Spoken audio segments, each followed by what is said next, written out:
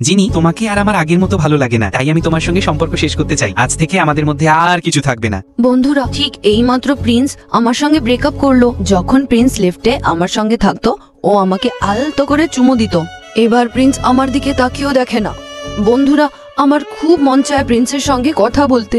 আরে প্রিন্স, এসো না, এসো একটা সেলফি তুলি। হ্যাঁ হ্যাঁ, এসো। জিনি, তোমার মন খারাপ কেন? আচ্ছা বাদ দাও, প্রিন্সের সাথে আমাদের একটি ছবি তুলে দাও। হ্যাঁ হ্যাঁ, দাও। তখন আমি ওদের সবার ছবি তুলে দিই। থ্যাংক ইউ জিনি, ধন্যবাদ জিনি।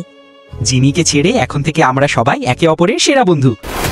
চলো আমার সঙ্গে চলো। প্রিন্স এখন অন্য মেয়েদের সাথে খোলামেলা কথা বলে, কিন্তু আমার দিকে তাকিয়েও দেখে না।